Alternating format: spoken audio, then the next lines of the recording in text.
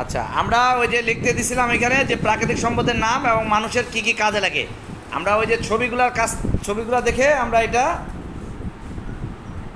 লিখছি নাকি, কি কি লিখছি এটা আগে দেখি। প্রথমে লিখছি কি পানি সম্পদ, প্রথমে হচ্ছে পানি সম্পদ।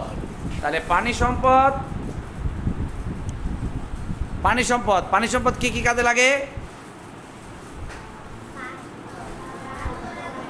পান করা, ধোয়া মোছা, রান্না করা, ফসল ফলানো ইত্যাদি। ফসল ফলাতে লাগে না? ওই যে বিভিন্ন ধরনের যে ফসলগুলো হয়েছে কিসে, পানির অভাবে হয়েছে না পানি দিয়ে হয়েছে? পানি দিয়ে হয়েছে। এরপরেরটা আমরা দেখি দ্বিতীয়টা বনজ সম্পদ। বনজ বলতে কি? গাছগাছরা, গাছ লেগলেও হবে তোমাদের, ঠিক আছে? গাছ লেগলেও হবে। তাহলে বনজ সম্পদ আমাদের কি কি কাজে লাগে? এই যে দেখো, বনজ সম্পদ আমাদের কাজে লাগে ঘর বাড়ি তৈরি, রান্না করা, প্রয়োজনীয় অক্সিজেন সরবরাহ। এই যে গাছ যদি না থাকতো, অক্সিজেন সরবরাহ না করতো, আমরা কি বেঁচে থাকতে পারতাম? আমরা বেঁচে থাকতে পারতাম না। এরপরে দেখো 3 নাম্বার ভূমি সম্পদ। ভূমি মানে কি?